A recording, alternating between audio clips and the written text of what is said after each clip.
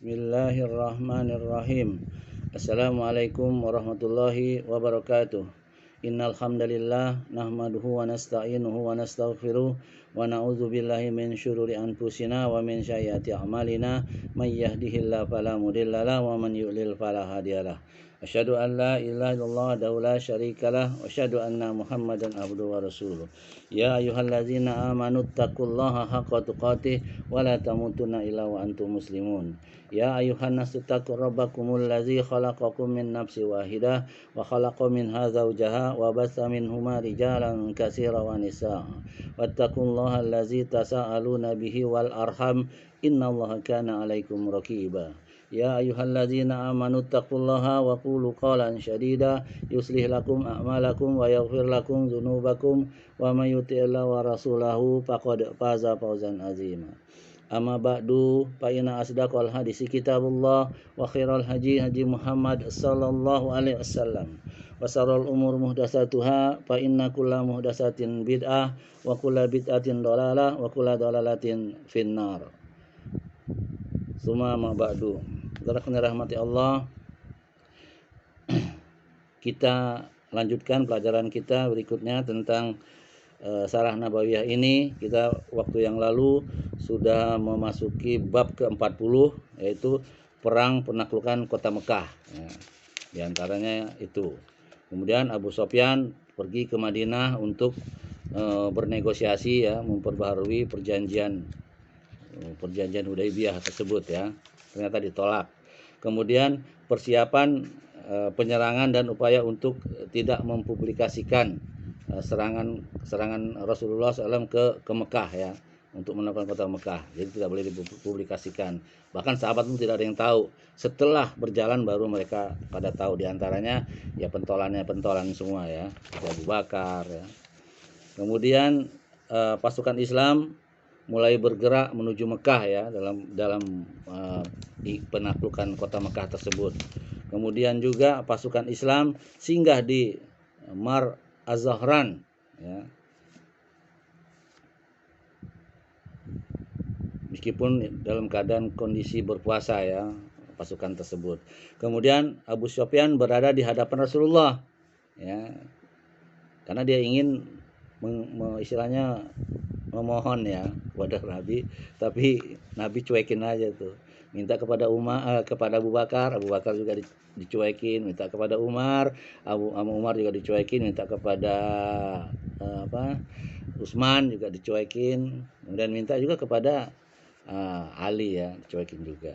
Bukan dicuekin ya, disarankan untuk yang permintaannya tersebut, tapi ditolak juga, istilahnya sama aja, dicuekin juga gitu ya. Kemudian poin berikutnya yaitu pasukan Islam meninggalkan Mar Az-Zahran menuju Mekah ya. Setelah istirahat di sana di Mar Az-Zahran tersebut, mereka berangkat ke Mekah ya. Dibagi menjadi 3 bagian itu. Ada yang menjadi sebelah dari arah kanan, dari arah kiri, dan dari arah depan ya.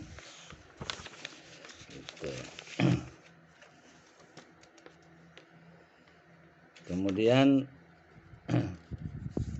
pasukan Quraisy ya, atau kaum Quraisy di Mekah dikejutkan oleh datangnya pasukan Islam.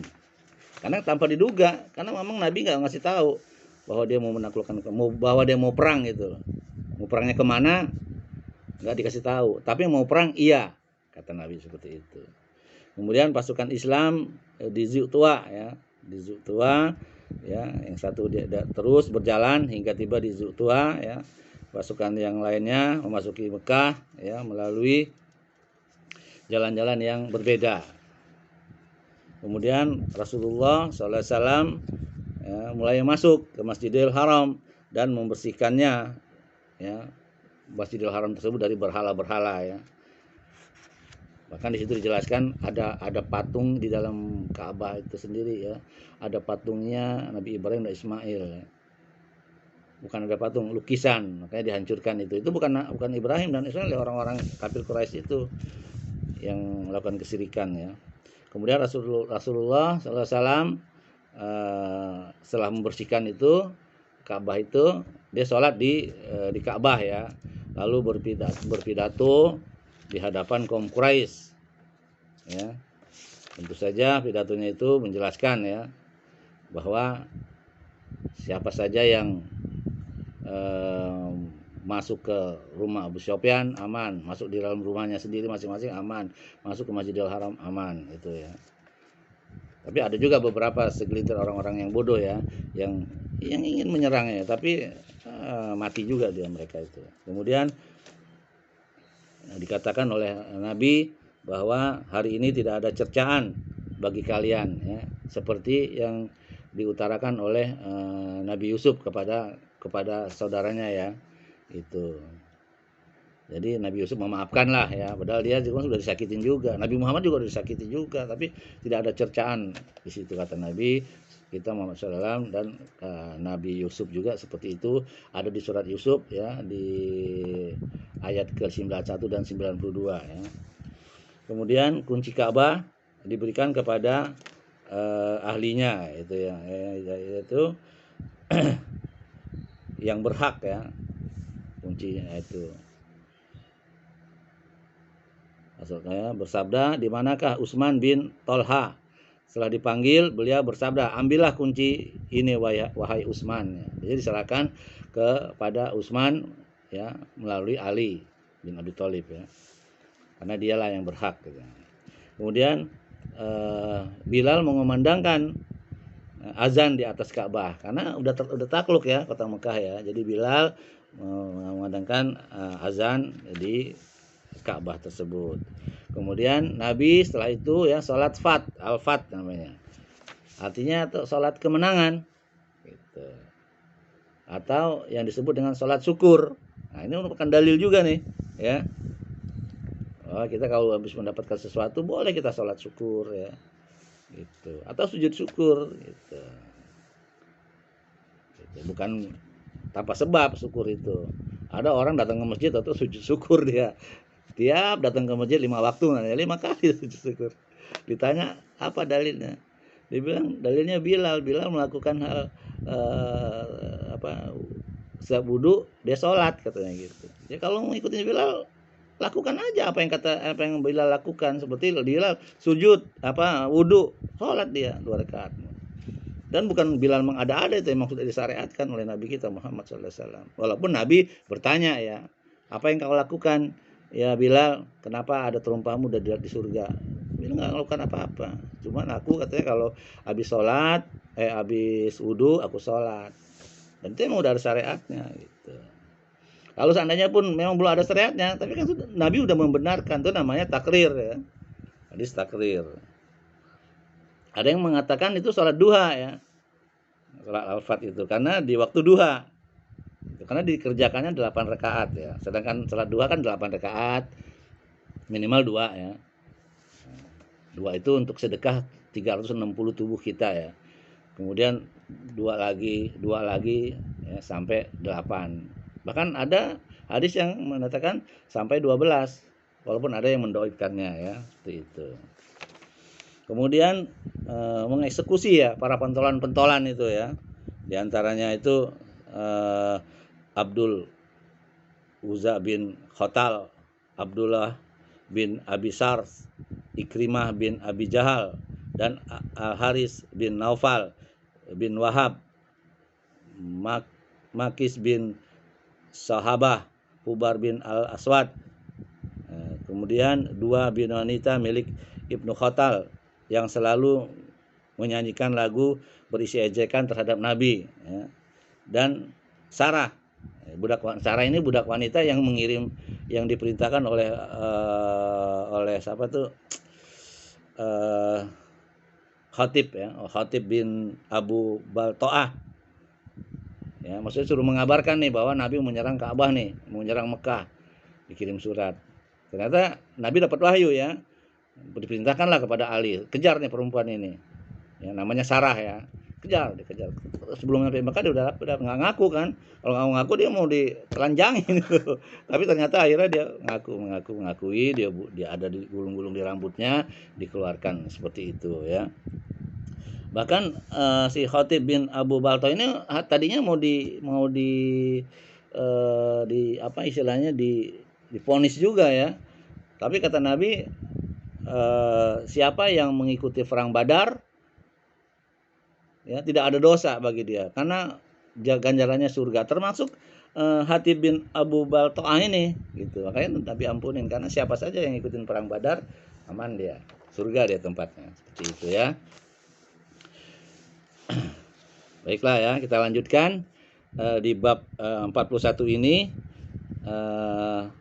tentang masuk Islamnya Sofyan atau Sofwan bin Umayyah dan Fudalah bin Umair tersebut ya. Masuk Islamnya Sofwan bin Umayyah dan Fudalah bin Umair. Sofyan atau Sofwan ya. Sofwan tidak termasuk orang yang mendapatkan hukuman mati, namun sebagian salah seorang pembesar Quraisy ya. Jadi ada 10 itu juga. Ada sebagian yang nggak dihukum mati ya, seperti misalnya Ikrimah, ya, Haris bin Naufal gitu ya, dia masuk Islam ya, tobat lah mereka ya. Itu pembesar Quraisy ya. Ya, di situ dijelaskan bahwa pembesar Quraisy tersebut merasa jiwanya terancam sehingga ia pun melarikan diri. Namun Umair bin Wahab Al-Jumahi memintakan perlindungan kepada Rasulullah Sallallahu Alaihi Wasallam untuk dirinya ya. Beliau pun mengabulkan dan memberikan imamah sorban yang beliau pakai saat masuk ke Mekah ya. Jadi selamat dia, nggak dieksekusi dia. Umair kemudian menyusul Sofwan ya. Sofwan saat itu ya hendak menaiki kapal dari Jeddah menuju Yaman, ingin kabur dia ya, karena takut, karena dapat ancaman juga dia gitu. Lalu mengajaknya pulang, akhirnya nggak jadi ya, diajak pulang Sofwan. Kemudian Sofwan tersebut berkata kepada Rasulullah SAW, berikan aku waktu 2 bulan untuk memutuskan pilihan, bahkan aku beri waktu 4 bulan untuk memilih. Kan Nabi beli 4 bulan bukan 2 bulan ya gitu. Sedangkan dia cuma minta 2 bulan gitu.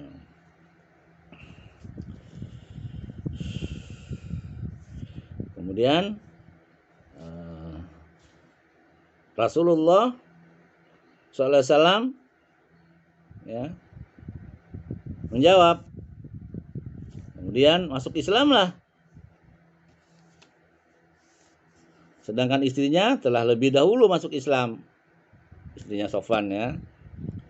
Rasulullah SAW menetapkan keduanya sebagai suami istri berdasarkan akad nikah pertama. Ya, yang pertama nggak sah dia karena si istrinya sudah Islam, sedangkan Sofwan belum ya. Akhirnya Sofwan masuk Islam, akhirnya dikukuhkan lagi. Sementara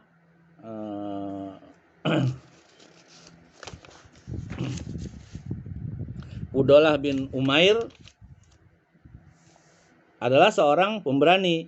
Karenanya ia langsung menemui Rasulullah SAW saat beliau sedang melakukan tawaf dan hendak membunuh beliau. Ketika Rasulullah SAW memberitahukan kepadanya tentang niat yang ada di dalam hatinya yang ingin membunuh beliau, ia langsung memeluk Islam. Ya, tadi Fudalah ini ya, Fudalah ini dia mau membunuh Rasul sebenarnya, nyamperin Rasul, tapi Allah kasih pemberi wahyu ya, beli wahyu sehingga tahu, akhirnya dikasih tahu bahwa kamu mau membunuh aku katanya. Nah, ini nggak jadi ya, berarti emang dia benar-benar nabi ya, mendapatkan istilahnya tuh wahyu dari Allah Jalla Jalaluhu ya. Akhirnya Fudalah bin Umair masuk Islam karena dia merasa ini benar nabi ini. Kok dia tahu ya, aku niat ingin membunuhnya, seperti itu. Saudara yang dirahmati Allah, poin berikutnya yaitu khutbah Rasulullah SAW di hari kedua penaklukan ya, penaklukan kota Mekah tersebut ya. Keesokan harinya Rasulullah SAW menyampaikan khutbah di hadapan khalayak. Beliau memulainya dengan hamdalah ya, dan pujian kepada Allah serta pengagungan terhadapnya. Selanjutnya beliau bersabda, wahai manusia, sesungguhnya Allah telah menjadikan Mekah sebagai tempat yang suci sejak penciptaan langit dan bumi.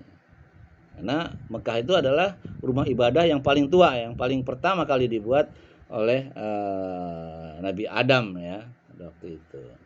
Kemudian hancur, akhirnya diperbarui oleh Nabi Ibrahim. Ya. Kemudian hancur juga diperbarui oleh orang Quraisy dan Nabi Muhammad SAW.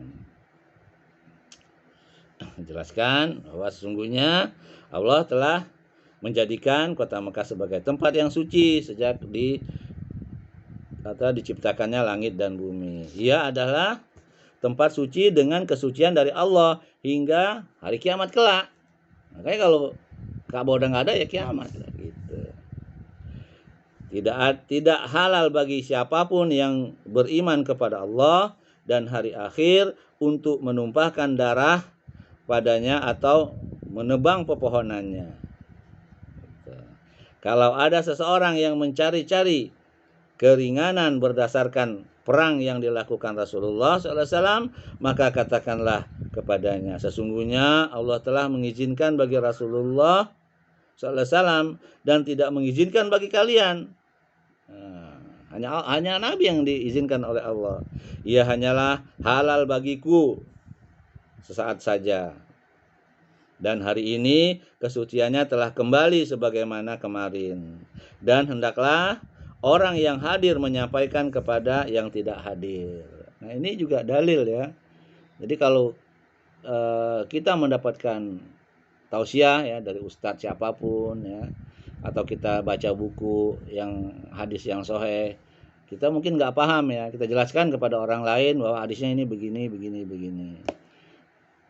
Bisa jadi orang tersebut lebih paham dari orang yang menyampaikan. Seperti itu. Nah, Nabi mengatakan, hendaklah orang yang hadir menyampaikan kepada yang tidak hadir. Karena nggak ada banyak yang nggak hadir juga di situ ya. Dalam riwayat yang lain disebutkan, janganlah dipotong durinya, jangan dibuat lari binatang buruannya, dan tidak boleh memungut barang yang terjatuh. Kalau kita pergi umroh atau apa, kalau nggak boleh ada barang yang ini ditemukan kita ambil ya, serahkan kepada laskar gitu kan. Itu seperti itu. Tidak boleh merusak apapun di tanah suci tersebut. Apalagi membunuh manusia ya. Memungut barang aja yang bukan hak kita nggak boleh. Kecuali bagi yang mengenalnya serta tidak boleh dipotong rumputnya. Al-Abbas berkata, paman Nabi ya, kecuali iskir atau maksudnya itu jenis tumbuh-tumbuhan, wahai Rasulullah, sesungguhnya ia digunakan untuk pondasi dan rumah-rumah mereka. Ketika itu kabilah Khuza'ah telah membunuh seorang dari Bani Laiz sebagai pembalasan atas kematian seseorang dari kalangan mereka di masa jahiliyah dulu ya, yang masih lihat mereka. Maka Rasulullah SAW bersabda, wahai sekalian Khuza'ah, angkatlah tangan kalian dari pembunuhan. Telah banyak pembunuhan, jika ia bermanfaat, kalian telah membunuh seorang yang aku akan menanggung tebusannya. Barang siapa yang membunuh setelah aku beranjak dari tempat ini, maka keluarga korban memiliki dua pilihan. Ini dulu nggak masalah, tapi sekarang kata Nabi tidak boleh lagi. Maafkan. Jadi barang siapa yang membunuh, ya kisos. Atau ada dua pilihan. Ya, jika yang ahli warisnya menghendaki ya.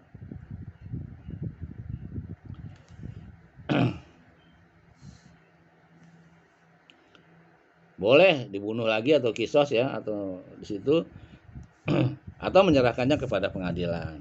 Dan jika mereka menghendaki, boleh memilih tebusan. Jadi ada dua pilihan. Serahkan kepada pengadilan, kita nggak boleh hukum sendiri, serahkan pengadilan. Kalau mau dikisos ya dikisos, kalau mau diganti dengan tebusan silahkan diganti dengan tebusan. Jadi udah nggak boleh sembarangan ya. Itu. Sedangkan dalam riwayat yang lain, seorang dari Yaman yang bernama Abu Syah berdiri seraya berkata, Tulislah untukku wahai Rasulullah. Beliau bersabda, tuliskan untuk Abu Syah. Ya. Nabi bersabda, tuliskan untuk Abu Syah. Ini hadisnya sahih riwayat Al-Bukhari ya. Bab 1 halaman 22, 216, 247 dan lain-lainnya. Juga Syarah Muslim bab 1 halaman 437 dan 439. Ibnu Majah bab 2 halaman 415, 416 dan Abu Daud ya. Bab 1 halaman 276. Saudaraku dirahmati Allah, kita masuk ke poin berikutnya ya, kekhawatiran kaum Ansor apabila Rasulullah SAW menetap di Mekah. Jadi karena Nabi sudah menaklukkan kota Mekah, sehingga kaum Ansor takut nih, khawatir. Jangan-jangan dia nggak mau balik lagi nih ke Madinah, gitu loh, menetap di Mekah. Tapi ternyata Nabi katakan tidak, dia akan tetap kembali ke Mekah. Saudaraku rahmati Allah, setelah Rasulullah SAW rampung menaklukkan kota Mekah yang merupakan negeri dan tempat kelahiran beliau, orang-orang Ansor saling berkata, apakah menurut kalian Rasulullah SAW akan tinggal di Mekah ketika Allah telah menganugerahkan ya, penaklukan atas tanah dan negeri beliau. Ketika itu beliau sedang berdoa di atas bukit Sofa. Setelah selesai berdoa, beliau bersabda, apa yang telah kalian katakan? Ya, Nabi mendengar ya. Tidak ada wahai Rasulullah. Tapi Nabi sudah tahu ya. Jawab mereka. Beliau terus mendesak mereka sehingga mereka memberitahukannya. Lalu beliau bersabda, aku berlindung kepada Allah. Tempat hidupku adalah tempat hidup kalian. Artinya dia tetap kembali ke Madinah gitu, walaupun dia lahir di Mekah, walaupun Mekah sudah aman ya. Dan tempat matiku adalah di Madinah. Tempat kalian maksudnya ya, itu di Madinah. Makanya para sahabat Ansor senang mendengar ucapan seperti itu. Tadinya dia khawatir kan, Nabi nggak mau tinggal lagi ya di Madinah. Ternyata tidak ya. Saudaraku rahmati Allah, kita masuk ke poin berikutnya, yaitu pengambilan baiat. Ketika Allah menganugerahi Rasulullah SAW dan kaum muslimin penaklukan atas Mekah, maka menjadi jelaslah kebenaran bagi penduduk Mekah. Mereka mengetahui bahwa tidak ada jalan menuju kesuksesan kecuali dengan Islam. Ini juga dalil nih ya, bahwa Islam itulah yang benar. Tidak ada kesuksesan kecuali masuk Islam. Kalau selain Islam ya neraka lah tempatnya, berarti tidak sukses seperti itu. Ya, makanya rugilah orang-orang kafir, ya, rugilah orang-orang yang di luar Islam, ya, rugi. Sama orang yang berbuat syirik juga itu udah keluar dari Islam. Makanya janganlah kita berbuat syirik ya. Karena syirik itu ibarat apa ya, Nabi mengatakan itu ibarat batu hitam, ibarat semut hitam di atas batu hitam di gelap gulita. Itulah syirik. Syirik yang tersembunyi. Itu bahaya itu. Jadi hati-hati dengan kesyirikan. Jadi kalau kita mau sukses ya, masuklah Islam dan ikutilah perintah Nabi kita, hadis-hadisnya ya, dan Quran yang dipahami oleh para sahabat. Karena itu mereka mengakui kebenaran Islam dan berkumpul untuk baiat ya kepada Rasulullah SAW. Kemudian Rasulullah SAW duduk di atas bukit Sofa ya, membaiat manusia, sedangkan Umar bin Al-Khattab duduk di tempat yang lebih rendah dari beliau untuk mengambil baiat orang-orang. Mereka pun berbaiat kepada beliau untuk selalu mendengar dan taat sesuai kemampuan mereka. Gitu. Jadi kalau taat kepada Rasul sesuai dengan kemampuan.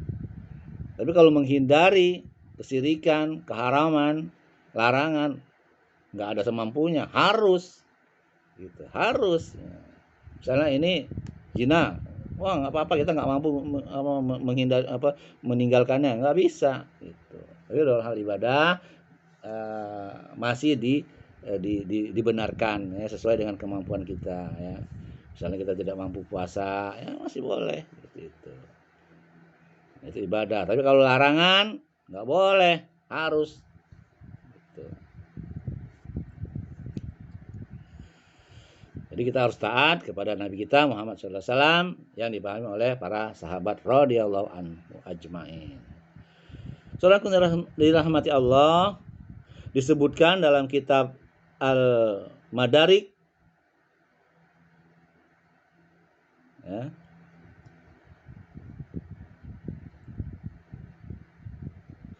diriwayatkan bahwa setelah Nabi SAW membaiat para laki-laki, beliau mengambil baiat dari para wanita.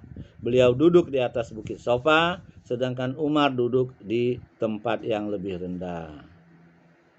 Dari beliau membaiat kaum wanita dengan perintahnya serta menyampaikan kepada mereka baiat dari beliau.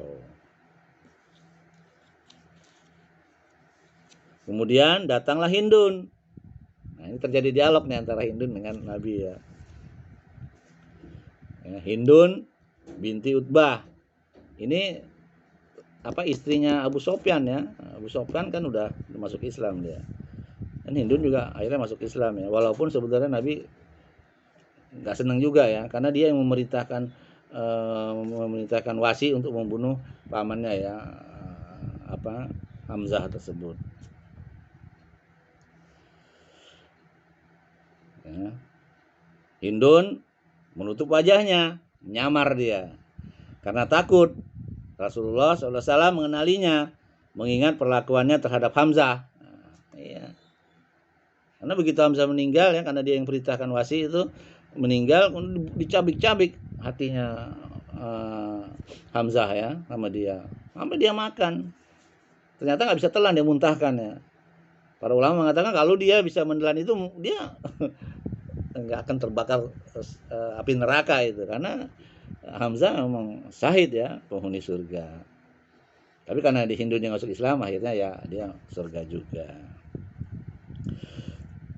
Rasulullah SAW bersabda, aku baiat kalian untuk tidak berbuat syirik kepada Allah. Nah, berbuat syirik ya. Nabi selalu tekankan seperti itu.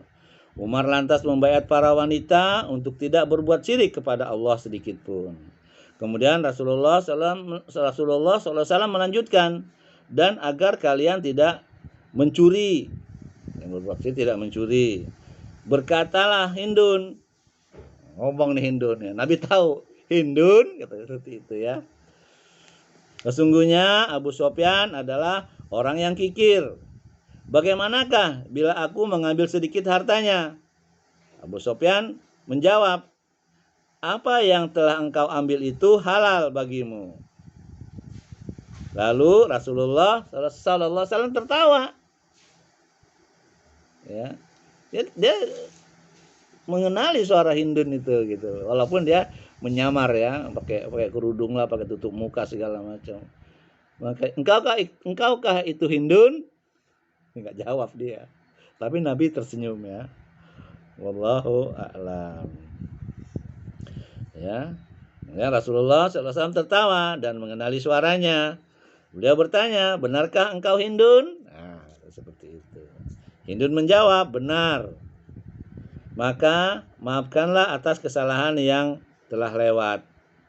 Wahai Nabi Allah, minta ampun ya. Semoga Allah memberikan maaf bagimu. Beliau melanjutkan, dan tidak berzina. Hindun berkata lagi, apakah wanita merdeka berbuat zina? Beliau melanjutkan, dan tidak membunuh anak-anak mereka. Kemudian Hindun berkata lagi nih, kami telah mengasuh mereka sejak kecil, dan setelah dewasa kalian membunuhnya. Kalian dan mereka lah yang lebih tahu. Jadi protes terus nih Hindun nih. Ya, kurang ajar dia. Tapi akhirnya dia masuk Islam. Ya. Dahulu Hindun mempunyai seorang putra bernama Hanzalah bin Abu Sofyan. Ia terbunuh dalam perang Badar. Ketika itu Umar tertawa geli, ya, hingga berbaring terlentang, ya, saking gelinya gitu ya. Karena ditanya, engkaukah itu Hindun? Jangan berbuat syirik. Ya, dia bilang, jangan berbuat zina. Mana ada perempuan yang berzina? Orang merdeka. Suruh jangan membunuh. Dia nanya lagi kan itu. Kalianlah yang membunuh. Karena aku membesarkan dari kecil, kalian yang membunuh. Padahal waktu itu masih kafir ya anaknya ya, Hanzalah itu ya.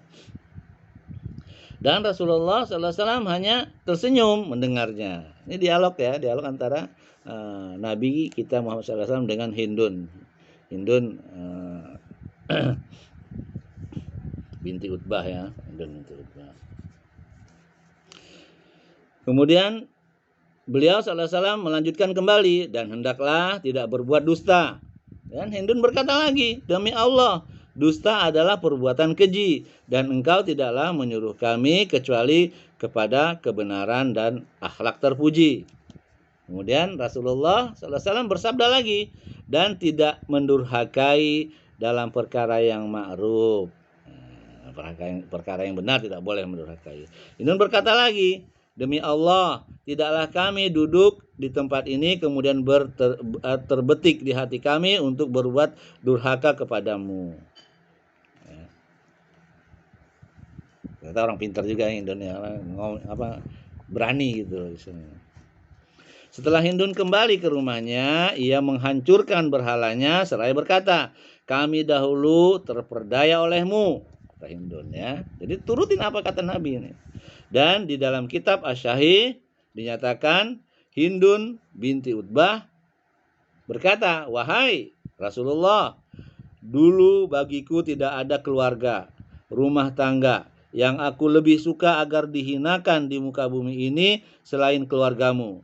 Kemudian begitu pagi hari ini tidaklah ada keluarga yang aku lebih suka agar dimuliakan di muka bumi ini selain keluargamu ya Rasulullah. Dulu dia benci banget, semua orang tuh benci, tapi setelah masuk Islam paling dicintai oleh mereka. Kemudian beliau berkata, demi yang jiwaku di tangannya dan yang lainnya, apalagi. Dia berkata, wahai Rasulullah, sesungguhnya Abu Sufyan adalah orang yang kikir. Maka apakah boleh aku memberi makan dari hartanya untuk keluarganya? Beliau menjawab, aku tidak membolehkan hal tersebut kecuali dalam batas kewajaran. Jadi nggak boleh ngambil semenang-menang, artinya seperti itu ya. Ambil yang wajar saja untuk kebutuhan makan. Karena Abu Sufyan ini termasuk orang yang kaya ya. Cuman kata Hindun kikir. Padahal dia gak kikir. Semua harta dia untuk setelah dia masuk Islam ya, semua harta Abu Sufyan untuk dakwah, untuk perang ya. Itulah ya diantara ini hadisnya sahih ya, dalam riwayat Al-Bukhari. Nomornya 3025 dan 7161. Ada dalam kitab Fathul Bari bab 7 halaman 175 dan bab 13 halaman 148. Saudara yang dirahmati Allah, itulah tadi dialog Nabi kita Muhammad SAW dengan Hindun ya. Jadi Nabi walaupun benci ya sama ini, kalau sudah masuk Islam ya sudah, hapus semua dosa-dosa dia yang lalu. Walaupun Nabi tetap nggak mau dekat-dekat dengan orang-orang yang dia benci gitu ya. Tapi ya bencinya sekedar itu saja, karena orang yang dia cintai itu dibunuh dengan cara yang kejam gitu ya, pamannya sendiri. Poin berikutnya, keberadaan Rasulullah SAW di Mekah dan aktivitas-aktivitasnya.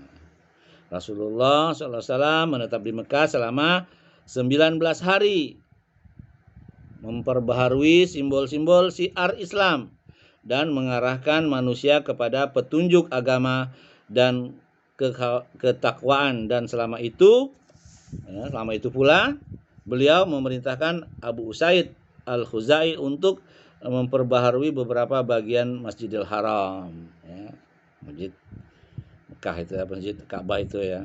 Beliau juga menyebarkan beberapa pasukan untuk ya yang dikhususkan berdakwah, mengajak manusia masuk agama Islam dan menghancurkan berhala-berhala yang ada di sekitar Mekah. Karena berhala itu bukan hanya ada di Ka'bah saja ya, di seluruh Mekah banyak gitu loh. Karena siapa yang pertama itu? Abu Lu'lu'ai itu ya, yang ngumpulin apa? Patung-patung itu. Jadi Nabi memerintahkan menghancurkan seluruh berhala di sekitar Mekah situ ya.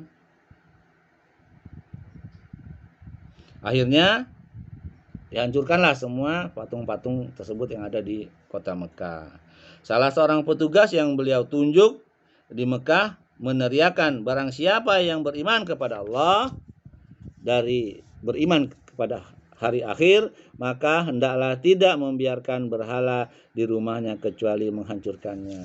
Seperti yang dilakukan Hindun ya, dihancur dulu kamu, lagi sembah-sembah yang tidak ada gunanya bagiku. Ternyata Islam itu yang berguna. Poin berikutnya,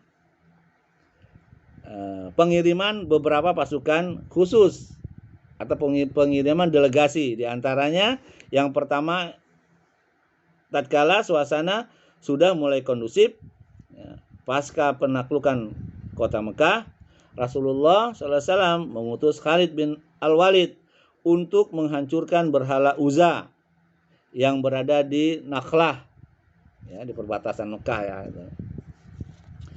Ini terjadi 5 hari menjelang berakhirnya bulan Ramadan tahun ke-8 Hijriah. Berhala ini milik Quraisy dan seluruh Bani Kinanah dan termasuk berhala mereka yang paling besar. Sedangkan Bani Soiban bertugas menjaga berhala ini.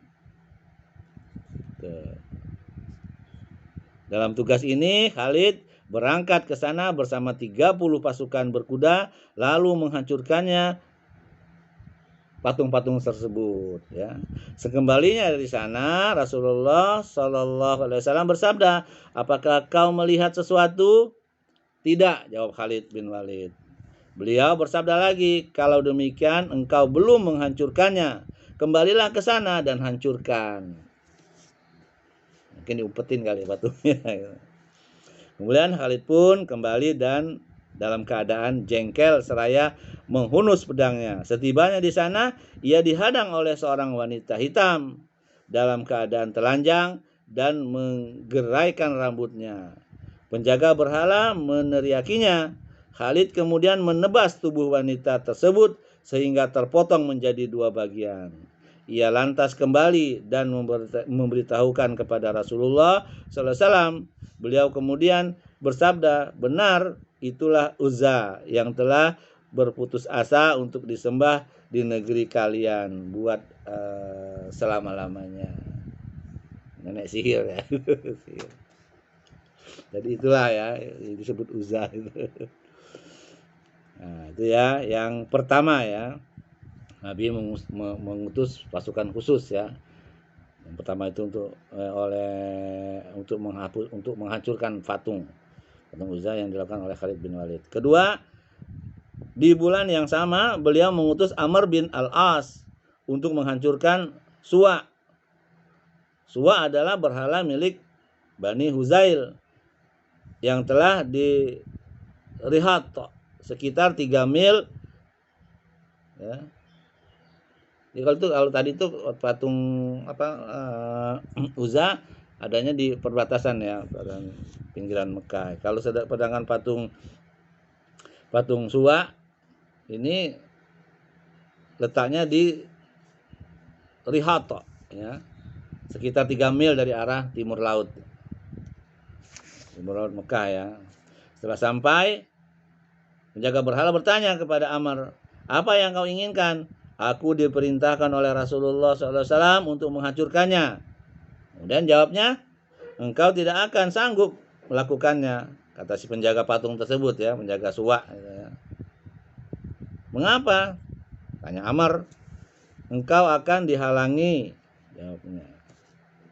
Jadi mereka punya keyakinan tuh bahwa patung itu bisa nggak umpan gitu istilahnya, ada yang menghalangi. Dan Amr berkata, apakah hingga kini engkau masih saja berada di atas kebatilan? Celakalah engkau, apakah ia bisa mendengar dan melihat? Tanya tuh si penjaga patung itu. Ya.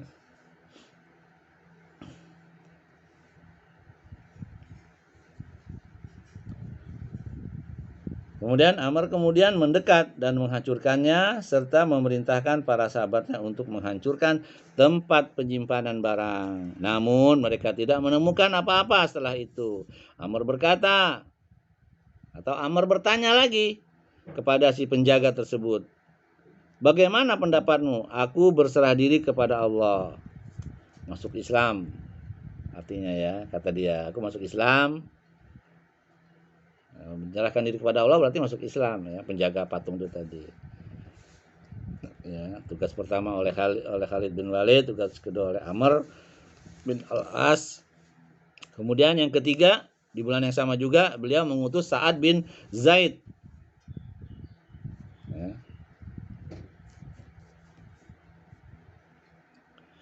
Ya, mengutus Sa'ad bin Zaid al-Ashhalil atau Sa'ad bin Zaid al-Ashhali bersama 20 pasukan. Ya. Pasukan berkuda yang menuju berhala Manat. Ada 3 tuh balanya ya.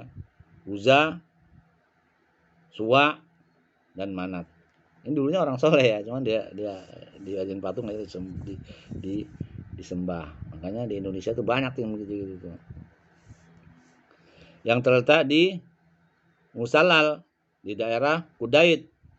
Berhala ini milik Bani Aus dan Khazraj, Gosan, dan selain mereka, setelah saat tiba di sana, penjaga berhala bertanya kepadanya, apa maumu? Kata Sa'ad, aku ingin menghancurkan Manat. Jawab Sa'ad, terserah apa maumu, kata penjaga. Sa'ad lalu menghampiri berhala tersebut, maka muncullah seorang wanita hitam yang telanjang dan mengeraikan rambutnya. Ini setan, ini sama dengan kasus Uzza tadi ya. Karena kalau dia belum dibunuh, gitu. Sambil mendoakan kecelakaan dan memukul-mukul dadanya. Penjaga pun berkata kepada wanita tersebut, wahai Manat, di bawahmu ada seorang yang mendurhakaimu. Seperti itu kata penjaga patung itu ya. Saat lalu menebas wanita tersebut hingga membunuhnya. Setelah itu ia menghampiri berhala tersebut dan menghancurkannya. Akan tetapi mereka tidak menemukan apa-apa di tempat penyimpanan barang. Itu tadi yang perempuan hitam bertelanjang ya, rambutnya terurai. Tugas berikutnya, tugas yang keempat, sekembalinya Khalid bin Walid dari menghancurkan patung Uzza, Rasulullah SAW mengutusnya kembali di bulan Sa'ban di tahun yang sama ke Bani Juzaimah untuk menyeru kepada agama Islam, bukan untuk berperang. Ia berangkat bersama 350 muhajirin dan ansor serta Bani Sulaim. Mereka pun tiba di sana dan mengajak penduduknya untuk masuk Islam. Namun mereka tidak bisa mengucapkan aslamna, kami memeluk Islam, sehingga yang mereka ucapkan adalah soba'na, kami menganut sobi'ah, gitu. Nggak bisa ya.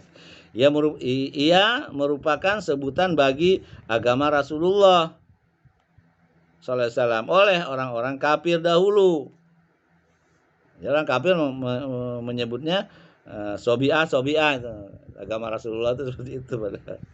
Namun Khalid kemudian membunuh mereka dan menawan sebagian yang lain. Lalu ia menyerahkan kepada setiap orang satu tawanan. Suatu hari Khalid memerintahkan kepada setiap orang itu untuk membunuh tawanannya. Namun Ibnu Umar dan para sahabatnya tidak mau melaksanakannya, sehingga datang menemui Nabi SAW dan menceritakan kepada beliau SAW. Kemudian mengangkat tangannya dan berdoa, "Ya Allah, aku berlepas diri kepadamu atas apa yang telah diperbuat Khalid." Kemudian beliau mengucapkan 2 kali. Ini hadisnya sahih Bukhari ya. Dalam hal ini Bani Sulaiman atau Bani Sulaimah yang membunuh para tawanan mereka bukan kaum Muhajirin dan Ansor.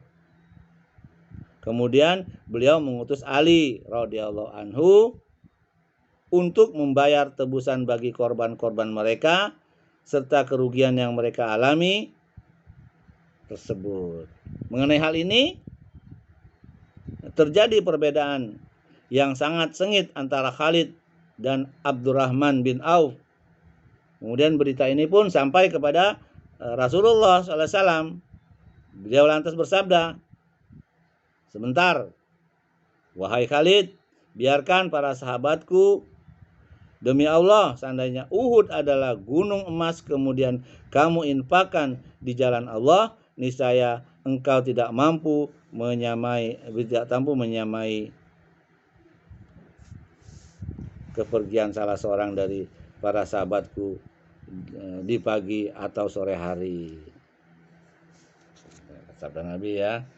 Ini ada diambil rincian dalam kitab Ibnu Hisham ya, dalam Sahih Bukhari juga, dan dalam kitab Al-Jihad, dalam Fathul Bari juga, Sahih Muslim, Zadul Ma'ad ya, Zadul Ma'ad bab 2 halaman 160 dan 167, Mukhtasar Sirah Rasul karya Syekh Abdullah An-Najdi ya, halaman 222 dan 351. Jadi kata Nabi, seandainya kalian berinfak 1 gunung emas di Uhud, tidak sebanding dengan terbunuhnya para sahabatku, 1 saja. Inilah perang penaklukan Mekah, sebuah pertempuran yang monumental dan kemenangan besar yang berhasil melenyapkan eksistensi penyembahan terhadap berhala ya, secara tuntas, sehingga tidak tersisa lagi kesempatan dan celah baginya untuk tetap eksis di semenanjung Jazirah Arab. Jadi semua nggak ada lagi tuh patung-patung ya. Bis. Sebelumnya, mayoritas kabilah Arab masih menunggu hasil dari pertempuran dan perseteruan yang terjadi antara kaum muslimin dan kaum Faganis. Ya. Kabilah-kabilah tersebut paham betul bahwa tidak ada yang dapat menguasai tanah haram kecuali kelompok yang berada di atas kebenaran. Keyakinan ini telah mengakar kuat dalam diri mereka semenjak setengah abad sebelumnya. Tepatnya ketika tragedi penyerangan Ka'bah oleh Ashabul Fil. Nah, ini sebelumnya kan di awal-awal ya, ada penyerangan Ka'bah oleh Abraha ya, dengan pasukan berkudanya. Karena dia menghancurkan tuh, dia pengen bikin sendiri Ka'bah di Yaman sana. Ternyata nggak bisa. Nah, mati semua malah mereka itu, raja-rajanya juga, yang dikenal dengan Al-Fil ya.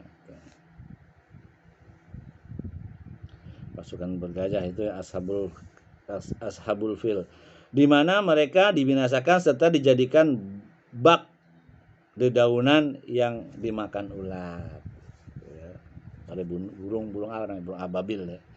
Perjanjian Hudaibiyah merupakan mukadimah dan persiapan awal sebelum datangnya kemenangan besar ini. Dengan perjanjian ini, manusia merasa aman, saling berbincang-bincang dan berdiskusi tentang agama Islam. Jadi perjanjian Hudaybiyah ini bukan merugikan Islam sebenarnya.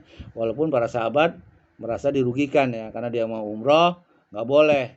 Akhirnya adalah perjanjian itu yang memang merugikan Islam. Tapi kata Nabi tidak, karena inilah awal cibak atau cikal bakalnya kita bisa menaklukkan kota Mekah.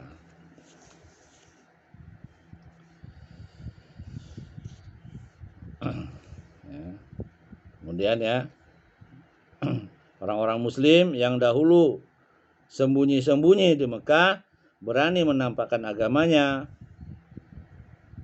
mendakwahinya, bahkan berdebat untuknya. Oleh sebab itulah banyak orang-orang yang masuk Islam, sampai-sampai jumlah pasukan Islam yang dalam perang-perang sebelumnya tidak pernah lebih dari 3.000 personil. Namun dalam perang ini jumlahnya membengkak menjadi 10.000 personil. Pertempuran yang menentukan ini telah membuka mata manusia serta menyingkap tabir terakhir yang menutupinya dari Islam. Dengan penaklukan ini, kaum muslimin menguasai situasi politik dan agama secara bersamaan di Jazirah Arab secara keseluruhan, sehingga pemimpin keagamaan dan duniawi politik beralih ke tangan mereka, maksudnya ke tangan Islam ya. Babak yang telah dimulai setelah gencatan senjata Hudaybiyah bagi permasalahan kaum muslimin rampung sudah dan menjadi sempurna dengan adanya kemenangan yang nyata ini. Dan setelah ini dimulailah babak baru ya, benar-benar untuk kemaslahatan kaum muslimin, di mana di dalamnya mereka telah berhasil memegang kendali terhadap situasi yang ada secara total, sehingga tidak ada pilihan lain bagi orang-orang Arab ya, kecuali datang kepada Rasulullah SAW dan memeluk Islam ya, guna mengusung dakwanya ke penjuru dunia ya. Persiapan mereka untuk hal tersebut sudah rampung. Hanya dalam 2 tahun berikutnya selesai itu semuanya. Kemudian masuklah ke periode ketiga. Ya.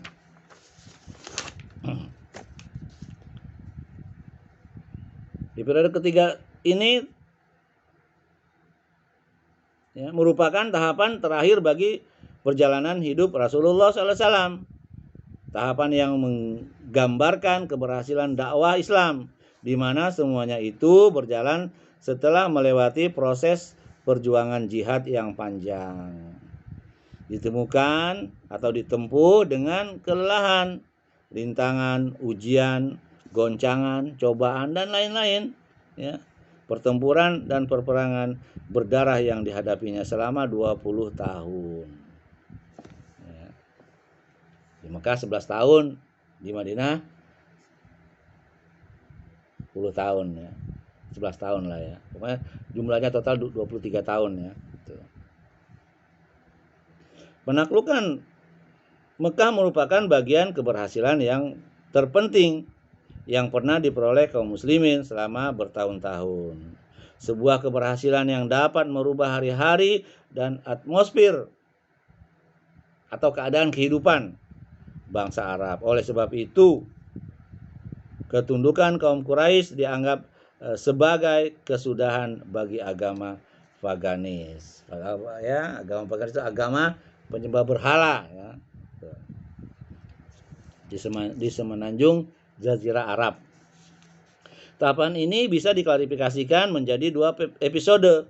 Yang pertama episode perjuangan dan peperangan. Episode kedua yaitu episode saling berlomba-lombanya berbagai kabilah dan suku dalam memeluk Islam. Jadi sudah menang Islam, orang berbondong-bondong ya, masuk Islam. Kedua episode ini memiliki jalinan yang saling bertautan dan silih berganti dalam tahapan ini. Setiap episode terjadi di sela-sela episode yang lainnya. Namun, kami berusaha menyajikannya secara sistematis maksudnya penulis buku ini ya, di mana dalam penyajiannya nanti setiap episodenya dijelaskan secara terpisah dari episode-episode yang lain. Akan tetapi episode peperangan ini lebih memiliki kedekatan atau relevansinya dengan bahasan sebelumnya. Ya, pada masuk ke periode ketiga. Kemudian kita masuk ke poin berikutnya yaitu Perang Hunain. Ya.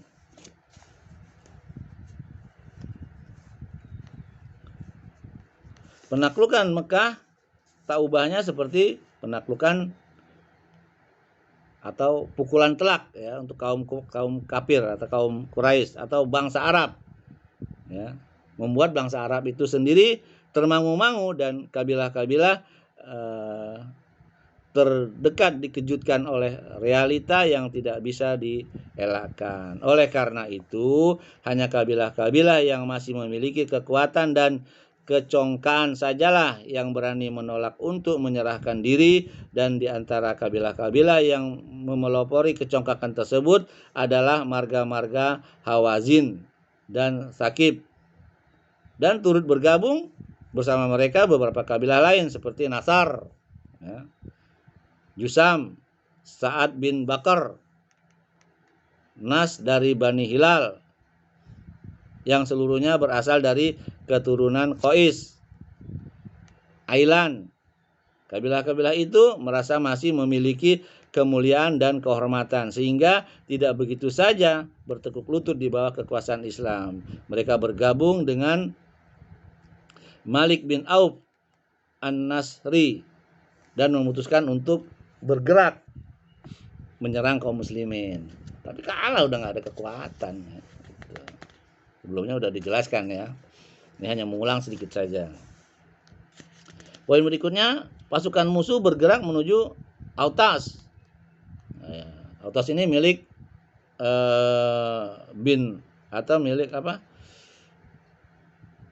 Malik bin Aus ya. Malik bin Auf selaku komandan umum ya, telah memutuskan tetap bergerak guna memerangi kaum muslimin. Maka ia menggiring seluruh pasukan dengan membawa harta, para wanita, dan anak-anak mereka. Mereka bergerak menuju Autas, salah satu lembah yang terletak di daerah perkampungan Hawazin, berdekatan dengan Hunain. Akan tetapi lembah tersebut bukanlah lembah Hunain. Lembah Hunain lebih berdekatan dengan Zil al-Majaz, yang bila ditempuh dari Arafah, jarak di antara keduanya dengan kota Mekah kurang lebih 1 mil ya. Itu aja yang masih membangkang gitu. Karena masih congkak ya, masih merasa kuat gitu. Padahal sebenarnya udah nggak ada kekuatannya. Poin berikutnya, strategi Panglima mendapat kritikan dari seorang prajurit yang berpengalaman. Ya, di Autas tadi itu ya.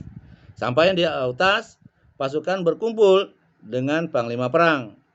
Ya, Malik bin Auf tadi pemimpinnya ya, yang ingin menyerang Islam. Di antara mereka terdapat seorang anggota pasukan yang bernama Duraid bin As-Summah ya. Duraid bin As-Summah ini seorang laki-laki yang sudah tua ya, lanjut usia. Tidak ada yang istimewa darinya selain pendapatnya. Pendapatnya ya sangat brilian karena punya pengalaman ya. Dan pengalamannya dalam pertempuran serta sebagai seorang yang pemberani di waktu zaman jahiliyah dulu ya. Istilahnya penasehatnya lah dia. Itu udah nggak berguna ya, hanya nasihatnya aja berguna bagaimana strategi menyerang Islam. Ternyata nggak bisa. Dia bertanya kepada Malik, kalian berada di lembah apa ini? Orang-orang menjawab, lembah Autas. Duraid kembali berucap, lembah ini cukup cocok untuk kuda. Tanahnya pun tidak keras dan tidak kasar dan tidak juga lembek ya, dan terlalu datar.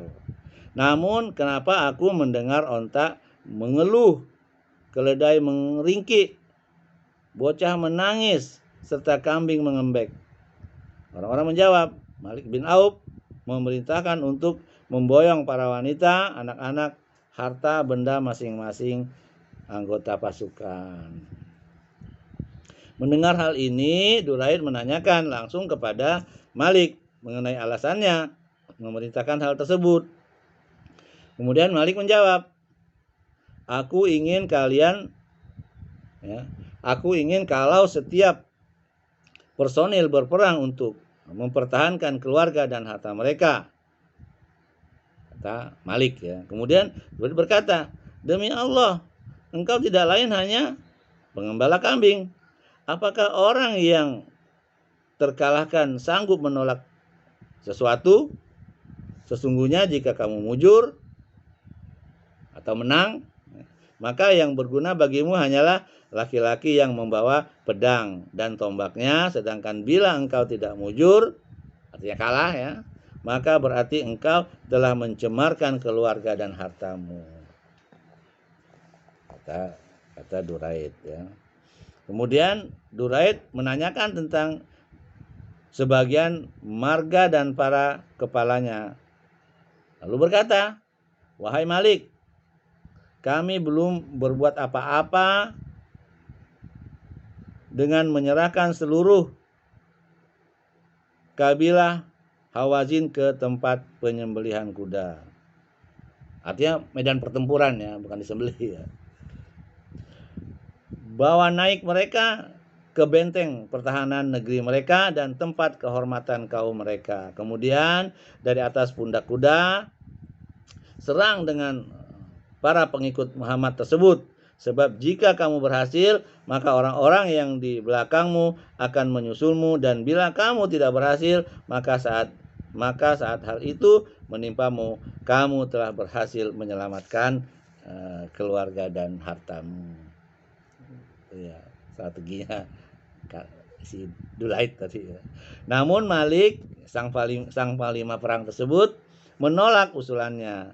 Seraya mengatakan, demi Allah, aku tidak akan melakukan apa katamu, karena engkau orang yang sudah lanjut usia dan pikiranmu sudah pikun. Demi Allah, orang-orang Hawazin harus menaatiku, atau aku akan bertopang dengan pedangku ini hingga ia keluar menembus punggungku. Malik tidak suka apabila Duraid dalam masalah ini kelak dikenang atau memiliki pendapat. Kami akan senantiasa menaatimu, kata orang-orang kepada Malik. Akhirnya ya, Duraid hanya bisa mengatakan ini adalah hari yang tidak pernah aku saksikan, namun tidak dapat aku elakkan.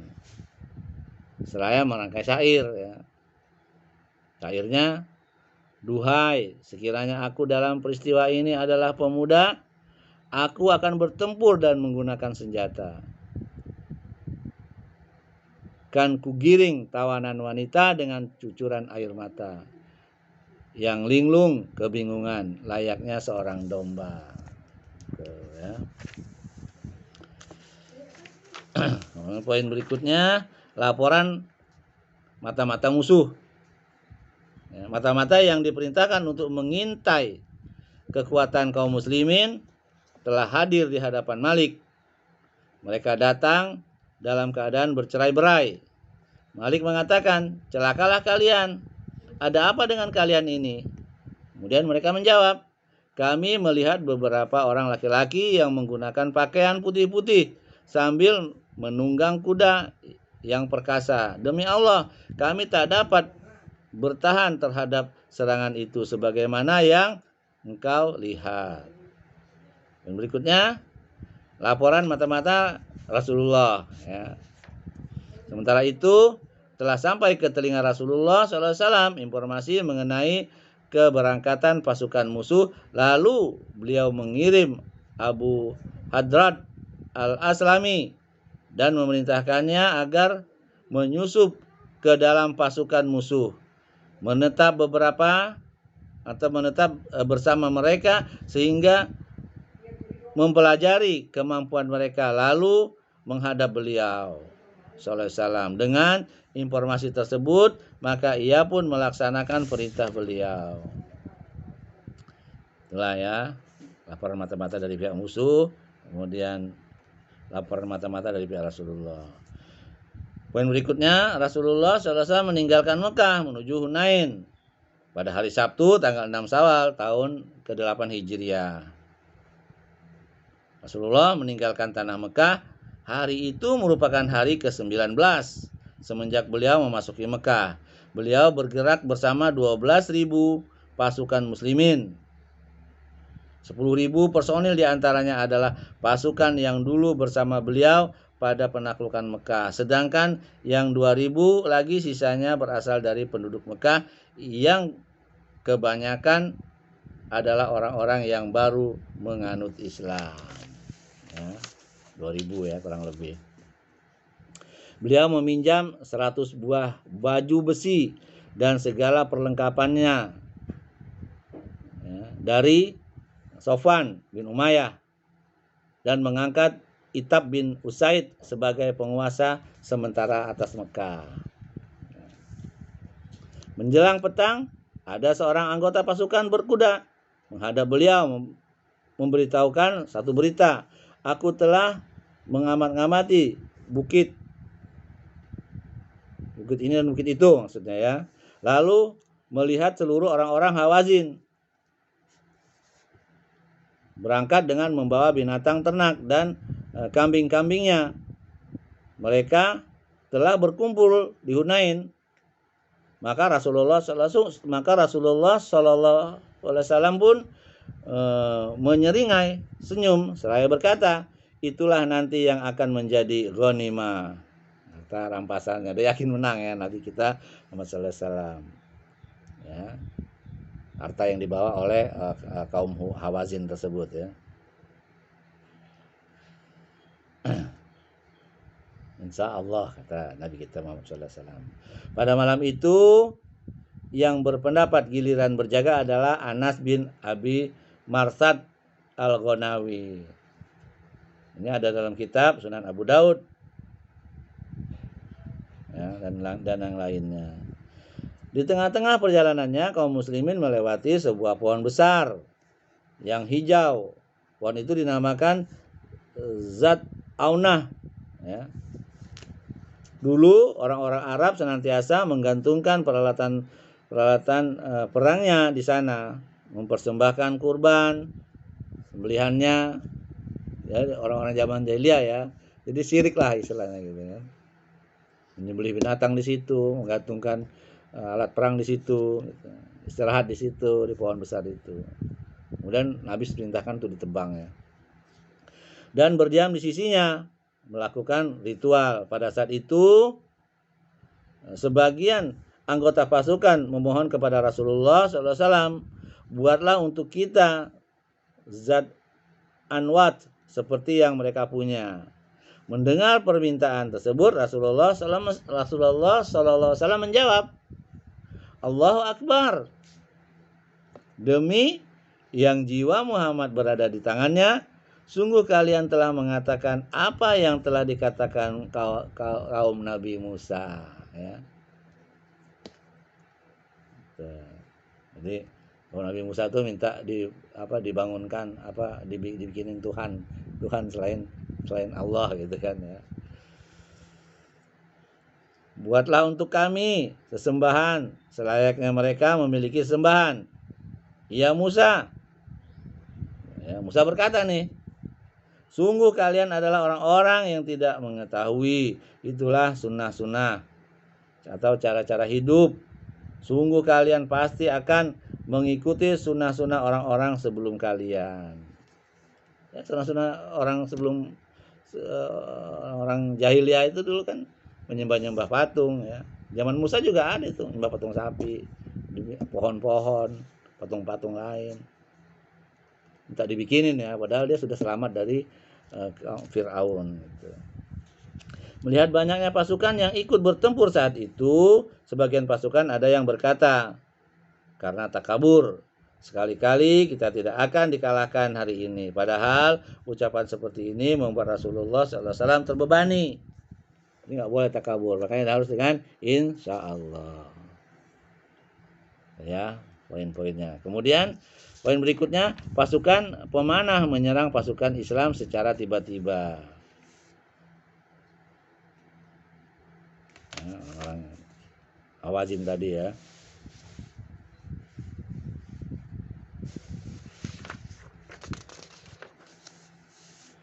Pasukan muslimin sampai di Medan Hunain tepat pada malam Selasa tanggal 10 Syawal. Sementara itu pasukan Malik bin Auf telah terlebih dahulu sampai di tempat. Ia membawa pasukannya ke lembah-lembah tersebut selagi masih malam. Lalu menempatkan beberapa gerilyawan di setiap jalan-jalan arah masuk celah perbukitan tersebut. Tempat-tempat persembunyian dan lorong-lorong yang sempit. Kemudian Malik bin Auf memerintahkan mereka agar menghujani kaum muslimin dengan anak panah begitu mereka muncul. Itu perintah komandannya dia ya. Kemudian menyerang sekaligus menyerang ya. Sementara pada penghujung malam Rasulullah SAW menyiapkan pasukannya, menyerahkan panji-panji dan bendera-bendera dengan membagi-bagikan kepada masing-masing satuan pasukan tersebut ya. Dalam kegelapan subuh, pasukan muslimin pun tiba di daerah lembah Hunain dan mulai berjalan menuruni lembah itu. Mereka tidak menyadari keberadaan para gerilyawan ya, gerilyawan musuh ya, di celah-celah sempit lembah itu. Pada saat mereka akan turun, tiba-tiba anak panah menghujani mereka dan dengan tiba-tiba pula beberapa peleton ya, pasukan musuh sudah menyerang mereka secara serentak. Akibatnya tercerai berailah pasukan muslimin ya. Lalu pasukan muslimin mundur di mana masing-masing tidak saling mempedulikan. Itulah kesalahan yang memalukan. Sampai-sampai Abu Sufyan bin Harb yang saat itu baru masuk Islam mengatakan kekalahan mereka. Kemudian kaum muslimin tidak akan berakhir sebelum Laut Merah. Sedangkan Jabalah atau Kildah bin Al-Junaid berteriak, "Ketahuilah, sihir sudah tidak mempan lagi hari ini." Ada sihir ya. Sementara Rasulullah Sallallahu Alaihi Wasallam berbelok ke arah kanan seraya berseru, "Wahai manusia, kemarilah bersamaku. Aku adalah Rasulullah Sallallahu Alaihi Wasallam. Akulah Muhammad bin Abdullah." Namun tidak ada yang tersisa bersama beliau di tempat itu kecuali segelintir orang dari kalangan kaum muhajirin dan ahli bait saja. Yang lainnya kabur ketakutan ya. Pada saat itulah tampak jelas keberanian Rasulullah SAW yang tiada taranya. Beliau SAW memacu keledainya dan menyongsong pasukan kafir tersebut sambil berkata, "Aku adalah Nabi, bukan dusta. Akulah cucu Abdul Muthalib." Hanya saja Abu Sufyan bin Al-Haris memegang tali kendali keledainya, sedangkan Al-Abbas memegang pelana untuk menahannya agar tidak melanjut ke medan pertempuran tersebut maksudnya ya. Kemudian Rasulullah SAW turun dari keledainya dan memohon bantuan dari Allah. "Ya Allah, turunkanlah pertolonganmu." Makanya itu dibantu sama Allah ya. Orang udah kabur duluan ya.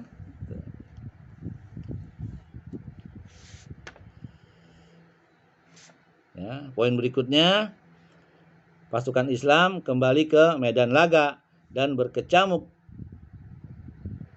Terjadi peperangan di situ ya. Rasulullah SAW memerintahkan pamannya Al-Abbas karena dia memiliki suara yang lantang agar memanggil para sahabat. Al-Abbas berkata, "Aku berseru dengan sekeras-kerasnya, di manakah para pengingkar di bawah pohon itu?" Ya, maksudnya pengikrar ya. Mereka berikrar atau berbaiat sudah ya kepada Nabi untuk bersama Nabi apapun yang terjadi. Makanya Al-Abbas berteriak seperti itu. Di manakah para pengikrar di bawah pohon itu? Demi Allah, seakan perasaan mereka saat mendengar suaraku seperti perasaan seekor sapi betina yang mendengar rintihan anaknya. Mereka menjawab, kami menyahutmu. Ada orang yang bergegas menundukkan ontanya namun tidak mampu melakukannya. Lalu ia memungut baju besinya dan langsung mengenakannya di atas lehernya. Kembali ya, mengambil pedangnya dan perisainya, turun dari ontanya dan membiarkannya pergi. Dia mengikuti suara hingga kemudian berkumpullah sejumlah 100 pasukan di dekat beliau, menyongsong musuh dan berperang. Kemudian aku tunjukkan seruan kepada kaum Ansor, wahai kaum Ansor, wahai kaum Ansor. Setelah itu aku hanya menyeru Bani Al-Haris bin Al-Khajraj. Beberapa peleton pasukan kaum muslimin mulai bergabung satu persatu ke posisi pertempuran semula. Yang tadinya kabur balik lagi ya.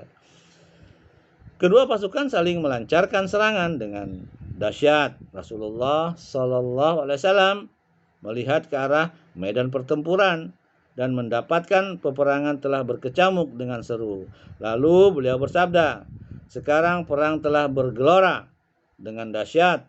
Kemudian beliau memungut segenggam debu dan melemparkannya ke arah wajah-wajah musuh sambil mengatakan, amat buruklah wajah-wajah mereka. Seketika itu tidak ada seorang pun kecuali kedua matanya penuh dengan debu lemparan Rasulullah SAW tersebut, sehingga kegencaran serangan mereka menjadi tumpul dan kondisi mereka menjadi terbalik ya.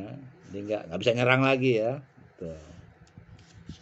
Kemudian poin berikutnya, melemahnya serangan musuh dan kekalahan mereka yang telak ya. Karena udah dilempar debu oleh Rasulullah, nggak bisa ngeliat, akhirnya mereka melemah dan kalah gitu. Sudah berapa lama berselang dari lemparan Rasulullah tersebut hingga mereka pun akhirnya menderita kekalahan yang sangat telak. Dalam peperangan ini korban tewas dari Bani Thaqif ya, sudah mencapai 70 orang. Kemudian kaum muslimin dapat menghimpun rampasan perang berupa harta, peralatan perang, dan beberapa hewan tunggangannya. Nabi udah bilang itu akan jadi harta rampasan katanya.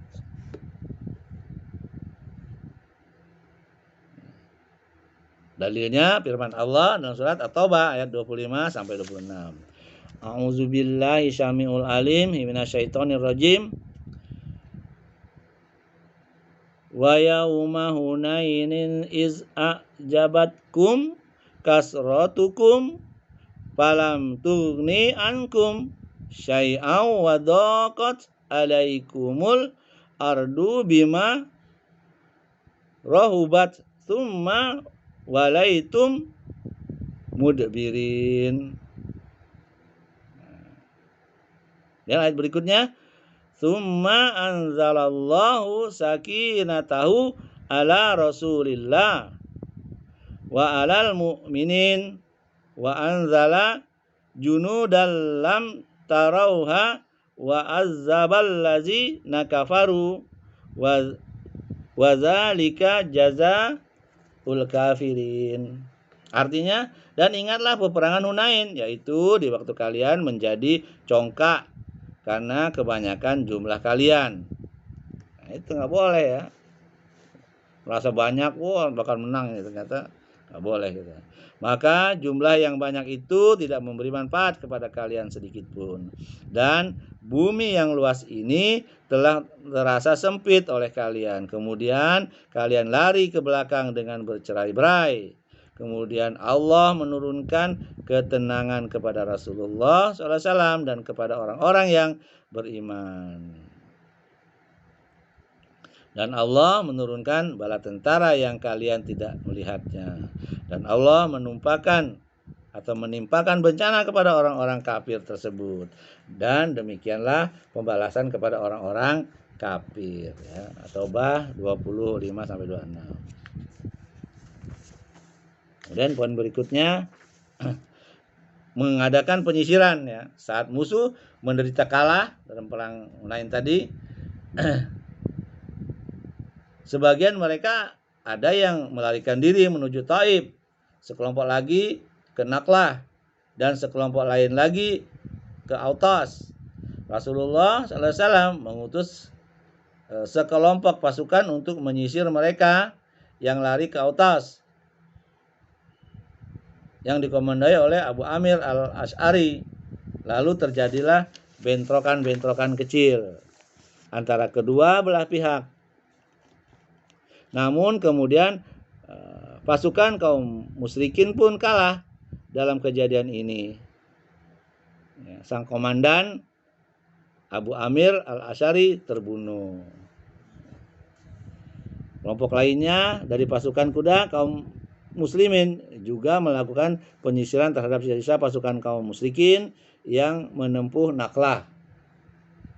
Di sana mereka menemukan Duraid bin As-Summah, lalu ia dibunuh oleh Rabi'ah bin Rafi ya. Duraid ini si orang tua itu ya, nggak ada guna lagi, tapi dia punya pengalaman. Sementara mayoritas sisa-sisa mereka yang mengungsi ke Taif langsung ditemui oleh Rasulullah SAW. Ya. Nabi sendiri yang menemui mereka ya, setelah beliau mengumpulkan harta rampasan yang banyak.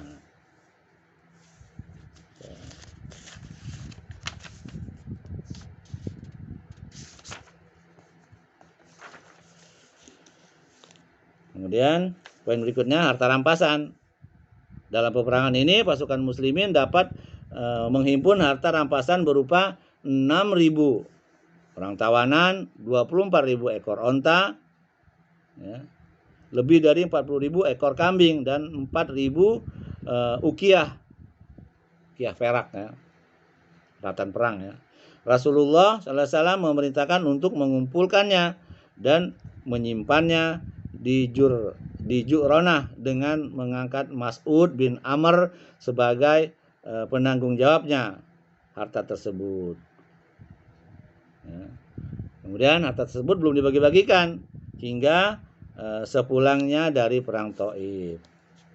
Di antara para tawanan terdapat seorang tawanan wanita yang bernama Syaimah binti Al-Haris As-Sa'diyah, saudari sesusuan Rasulullah SAW.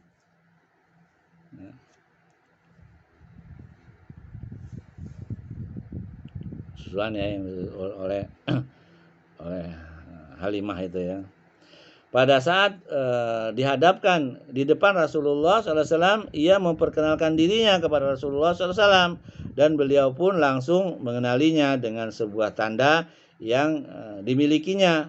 Maka Rasulullah SAW pun memuliakannya, menghamparkan kain untuknya dan mempersilahkan duduk di atasnya. Setelah itu beliau membebaskannya dan memulangkannya ke kaumnya.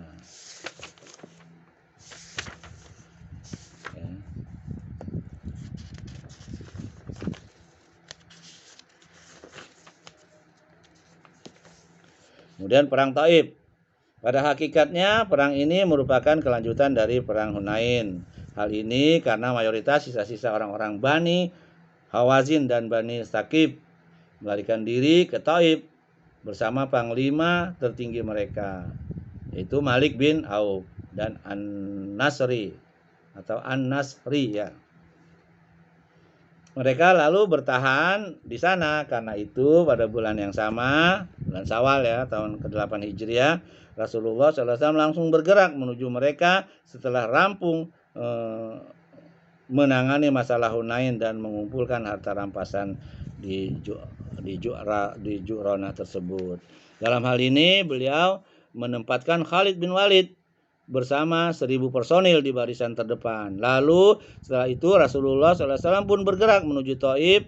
Dalam perjalanannya beliau SAW melewati An-Nakhlah Al-Yamaniyah ya, kawasan Nakhlah yang termasuk ya, yang menuju ke Yaman. Qarn al-Manazil, kemudian Layah, di sanalah benteng pertahanan milik Malik bin Auf tersebut. Lalu beliau memerintahkan agar dihancurkan. Kemudian Rasulullah SAW melanjutkan perjalanannya hingga sampai ke Thaif. Lalu singgah di tempat yang tak berapa jauh dari benteng pertahanannya Thaif tersebut ya. Di sini beliau membangun perkemahan militer bagi pasukan dan memperketat pengepungan terhadap para penghuni benteng tersebut. Pengepungan memakan waktu yang tidak sebentar. Menurut riwayat Anas dalam Sahih Muslim bahwa waktu yang dihabiskan dalam pengepungan tersebut kurang lebih 40 hari ya, cukup lama. Sedangkan menurut ahli sejarah berbeda dengan hal itu. Ada yang mengatakan 20 hari, ada yang mengatakan 10 hari, 18 hari, bahkan ada yang mengatakan 15 hari ya. Jadi wallahu a'lam, yang tepat 40 hari ya. Pada masa pengepungan ini, kedua pasukan terlibat aksi saling panah dan lempar. Begitu pertama kali kaum muslimin melakukan pengepungan, para penghuni benteng langsung melempar mereka dengan anak panah secara gencar sehingga mengakibatkan beberapa orang kaum muslimin mengalami luka-luka dan 12 orang tewas. Kondisi ini memaksa Rasulullah SAW untuk mengalihkan kemah-kemah pasukan ke lokasi yang sekarang menjadi Masjid Thaif ya. Benteng kaum muslimin ya, dipimpin oleh Rasulullah SAW. Berkemah. Jadi kemudian Rasulullah SAW memerintahkan untuk menyerang penduduk Thaif dengan manjanik atau senjata perlempar batu, lalu menembakkannya ke arah benteng penduduk Thaif sehingga dapat membobol temboknya. Setelah benteng itu bobol, maka beberapa orang dari pasukan kaum muslimin masuk ke benteng melalui tank yang terbuat dari kayu. Yang dimaksud dengan tank di sini adalah tank zaman dahulu ya, bukan seperti tank-tank zaman sekarang ya. Dahulu tank-tank masih dibuat dari kayu, di mana di dalamnya ada lubang yang dapat memasuki atau dapat dimasuki ya. Kemudian mereka mendorongnya ke pusat benteng untuk melubanginya, sementara mereka masih di dalamnya, atau agar mereka dapat masuk melalui celah-celah tersebut.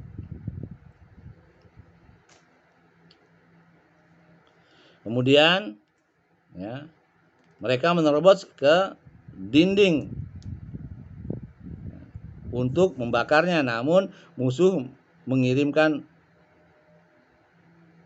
besi-besi yang panas membara ke arah mereka. Maka mereka pun keluar dari tank itu lalu masuk memanahi mereka ya, dan berhasil mengenai para orang-orang kafir tersebut.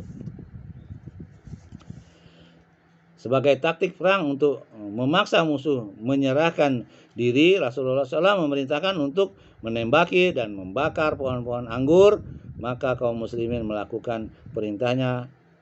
Aksi ini membuat orang-orang Thaif atau membuat orang Sakif memohon kepada Nabi SAW untuk menghentikannya demi Allah dan hubungan tali rahim. Lalu Rasulullah SAW pun mengabulkannya ya, permohonan tersebut. Kemudian Rasulullah SAW menyuruh seorang untuk menyerukan siapapun yang turun dari benteng lalu datang kepada kami, maka ia bebas. Mendengar seruan tersebut, keluarlah 23 orang. Di antaranya adalah Abu Bakrah yang keluar dari memanjat benteng Thaif, lalu turun dengan kerekan ya, maksudnya apa? Dengan timba atau kerekan ya.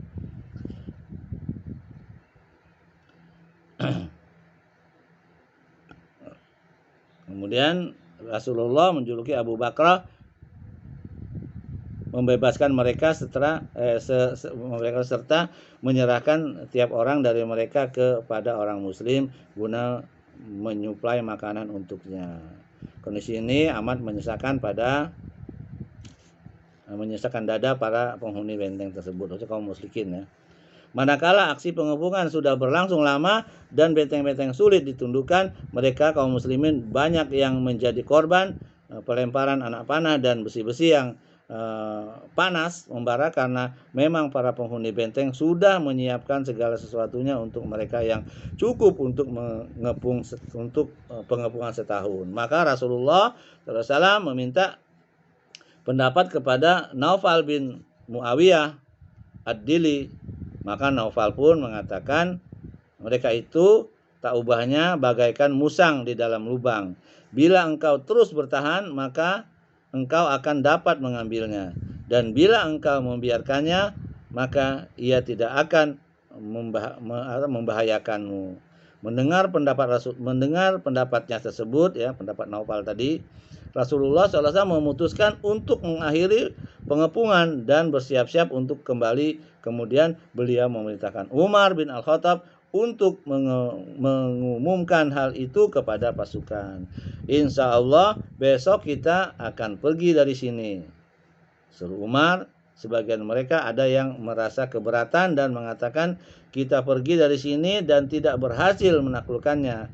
Kemudian Rasulullah SAW menjawab, kalau begitu ayo terus kita perangi mereka. Akhirnya mereka meneruskannya. Namun tindakan ini malah menambah korban luka. Rasulullah SAW pun menegaskan kembali kita akan pulang besok, insya Allah. Akhirnya merasa senang, ya, mereka merasa senang mendengarnya dan tunduk terhadap perintah itu. Kemudian berangkat menyaksikan hal itu. Kemudian berangkat, ya, menyaksikan hal tersebut. Rasulullah SAW tersenyum. Di saat mereka beranjak pergi meninggalkan benteng, Rasulullah SAW mengatakan, katakanlah, kami kembali bertaubat, beribadah dan memuji kepada Tuhan kami. Ini adalah doa ketika akan pulang dari bepergian sebagai tambahan atas doa kita yang akan berangkat, ya.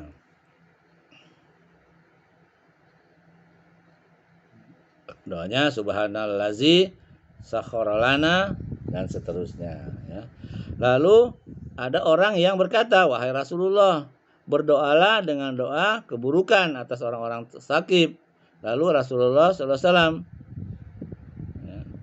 dengan doa kebaikan, ya Allah berilah petunjuk kepada orang-orang sakit dan bawa datang mereka.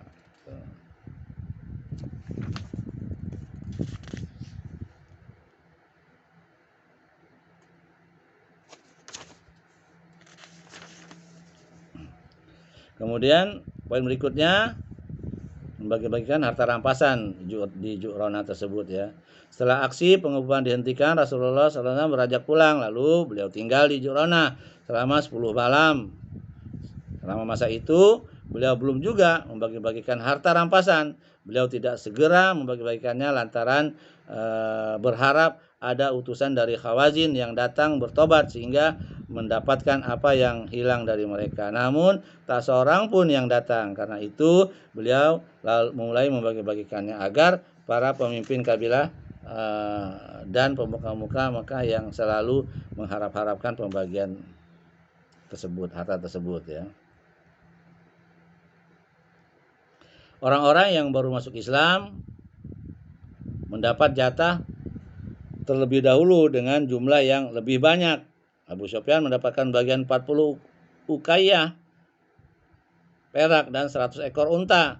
Lalu berkata, bagaimana dengan anakku Yazid? Lalu anaknya diberi sama besar jumlahnya dengan yang didapat ayahnya. Lalu ia memohon lagi, bagaimana dengan anakku Muawiyah? Maka ia pun memberi bagian yang sama. Hakim bin Hizam mendapat bagian 100 ekor unta, lantas meminta lagi, maka ia pun dikasih bagian 100 ekor lagi. Adapun Sofyan bin Umayyah memperoleh jatah 100 ekor unta, lalu 100 lagi dan ditambah lagi dan seterusnya, ya.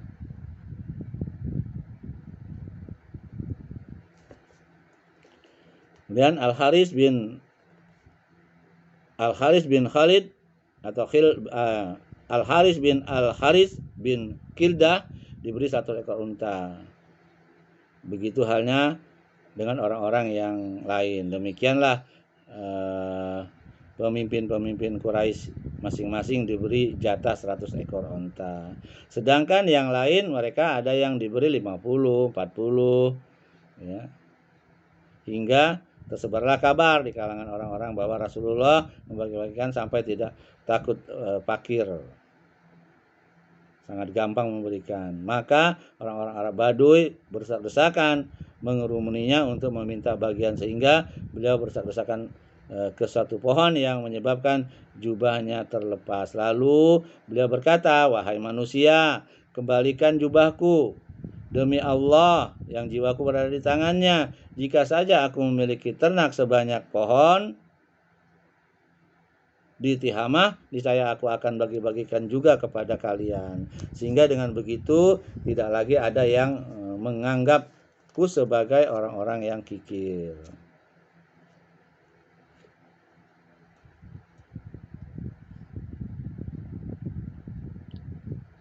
Setelah membagi-bagikan harta rampasan kepada orang-orang yang baru masuk Islam, Rasulullah SAW memerintahkan Zaid bin Thabit untuk menghadirkan orang-orang dan harta-harta rampasan dan kepada para sahabatnya yang lain yang baru masuk Islam. Kemudian membagi-bagikan kepada mereka setiap pejalan mendapat 4 ekor dan unta dan 40 ekor domba dan seterusnya. Kemudian kaum Ansor protes ya, merasa keberatan dengan tindakan Rasulullah tersebut.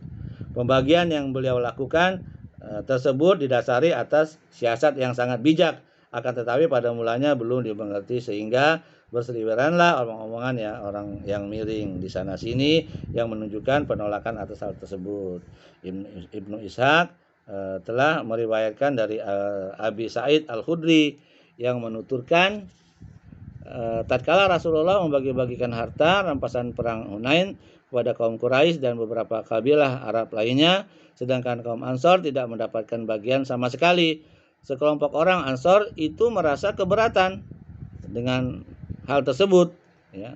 Kemudian tersinggung, sehingga berseliweranlah ya ucapan-ucapan miring. Kemudian sampailah hal tersebut pada tinggal Rasulullah. Demi Allah, Rasulullah SAW telah menjumpai kaumnya sendiri, Sa'ad bin Ubadah. Kemudian mengadukan hal tersebut kepada beliau. Seraya berkata, "Wahai Rasulullah, sungguhnya orang-orang Ansor merasa keberatan pada diri mereka terdapat tindakanmu ya, dalam pembagian harta rampasan atau pai ya.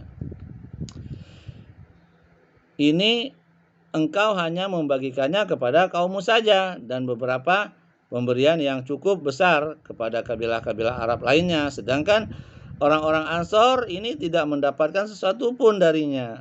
Mendengar pengaduan Sa'ad, beliau mengatakan, "Wahai Sa'ad, kamu berada di pihak mana?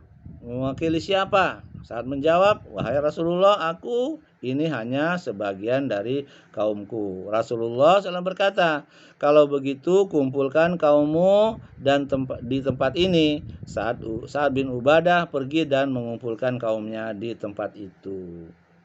Kemudian pada saat itu ada beberapa orang muhajirin yang datang dan dibiarkan oleh Sa'ad, sehingga mereka ikut masuk. Lalu datang lagi yang lainnya, namun ditolak olehnya. Tatkala mereka sudah berkumpul semua, Sa'ad mendatangi Rasulullah SAW. Saya berkata, orang Ansor itu sudah berkumpul. Kemudian Rasulullah mendatanginya. Mereka seraya memujinya kepada Allah dan memujinya. Beliau berkata, "Wahai kaum Ansor, ucapan miring dan keberatan kalian terhadapku itu sudah sampai kepadaku. Bukankah aku datang kepada kalian dahulu saat kalian dalam keadaan sesat? Lalu Allah memberi kalian petunjuk, kalian dalam keadaan miskin, lalu Dia mencukupkan kalian menjadi tidak berkekurangan. Kalian saling bermusuhan, lalu Allah menyatukan kalian. Ya, hati-hati kalian." Mereka semua menjawab, "Benar. Hanya Allah dan Rasulnya yang paling berjasa dan lebih." Lalu beliau berkata, Tidakkah kalian menjawab ucapanku, wahai orang-orang Ansor? Tanya Rasulullah SAW kepada mereka. Dengan apa kami harus menjawabmu, wahai Rasulullah? Sesungguhnya hanya Allah dan Rasulnya lah yang memiliki karunia dan keutamaan itu. Jawab mereka. Masya Allah ya. Demi Allah, jika kalian mau, kalian pasti mengatakannya, dan apa yang kalian katakan benar, dan kalian akan membenarkan. Yaitu mengatakan kepadaku, engkau telah datang kepada kami sebagai seorang yang didustakan, lalu kami membenarkanmu sebagai orang yang terhina, lalu kami yang menolongmu sebagai seorang yang terusir, lalu kami menampungmu dan sebagai seorang yang miskin, lalu kami menangkanmu, lalu kami menanggungmu semua bebanmu. Wahai kaum Ansor, apakah kalian mendapatkan di dalam diri kalian atau hasrat terhadap secuil harta dunia yang telah melunakkan hati suatu kaum agar mereka masuk Islam, sedangkan kalian telah menyerahkan diri kepada Islam? Tidakkah kalian rela, wahai kaum Ansor, orang-orang pulang dengan membawa domba-domba sedangkan dan onta-onta, sedangkan kalian pulang membawa Nabimu sallallahu alaihi wasallam ke rumah kalian, demi yang jiwaku berada di tangannya. Andai saja bukan karena hijrah, niscaya aku adalah salah seorang Ansor. Andai kata orang-orang memilih jalan di antara celah-celah bukit, lalu orang-orang Ansor memilih jalan lain, niscaya aku memilih jalan yang ditempuh orang-orang Ansor. Ya Allah, kasihilah orang-orang Ansor, anak-anak dan cucu-cucu.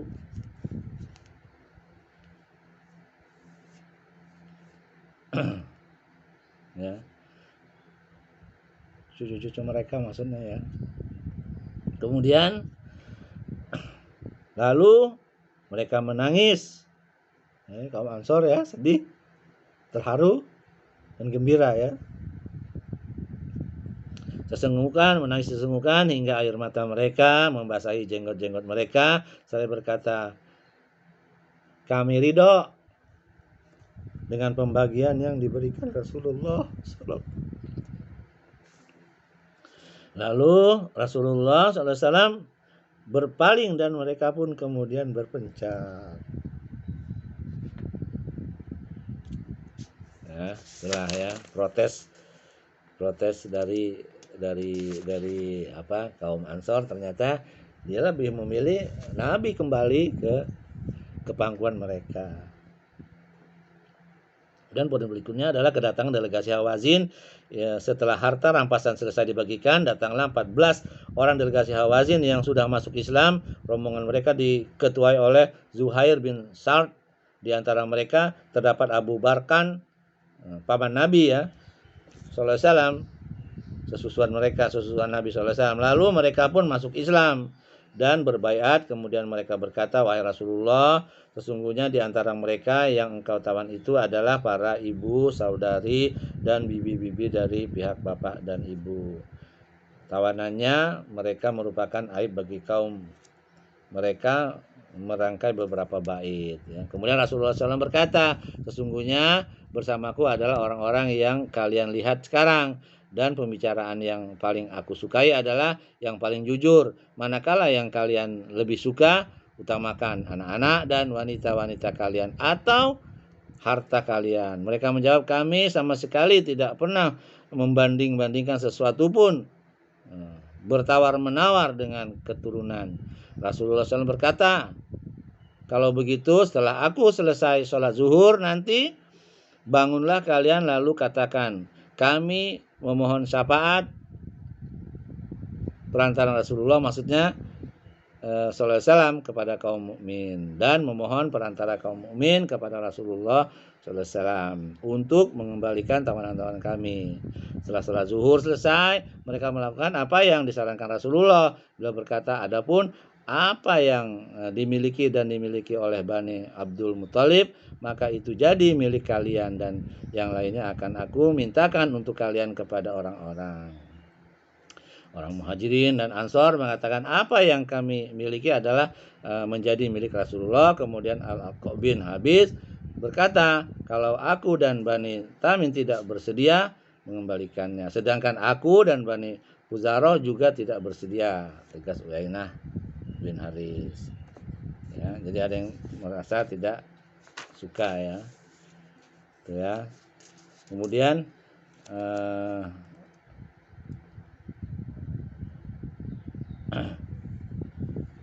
akhirnya mereka mengembalikan para wanita dan anak-anak mereka kepada delegasi Hawazin, sehingga tidak ada sesuatu pun yang tidak dikembalikan kecuali Uyainah bin Hisan yang menolak untuk mengembalikan tawanannya, yaitu seorang wanita tua yang telah didapatkan dari mereka, namun tidak lama setelah itu ia juga mengembalikannya. Lalu Rasulullah SAW mengenakan kepada masing-masing tawanan pakaian yang berasal dari Mesir ya.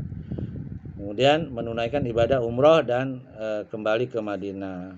Setelah pengembalian harta rampasan tersebut selesai dibagikan ya, Rasulullah SAW menunaikan ibadah umroh dengan berikhram dari situ dan kemudian beranjak meninggalkan Mekah untuk kembali ke Madinah. Beliau mengangkat Itab bin Usaid sebagai penguasa atas Mekah. Kepulangan dan sampainya beliau di kota Madinah terjadi pada 6 hari terakhir di bulan Dzulqa'dah tahun ke-8 ya. Jadi umroh 2 kali Nabi ya, sedangkan haji hanya sekali. Itulah yang bisa saya sampaikan. Mudah-mudahan ini bermanfaat untuk diri saya dan diri antum semua. Tentunya apa yang benar itu datang dari Allah, apa yang salah itu datang dari diri saya sendiri karena kebodohan saya. Saya mohon ampun kepada Allah dan saya mohon maaf kepada antum. Semoga ini menjadi amal baik kita di akhirat kelak ya. Subhanakallah bihamdik, asyhadu an la ilaha illa anta, astaghfiruka wa atubu ilaik. Assalamualaikum warahmatullahi wabarakatuh.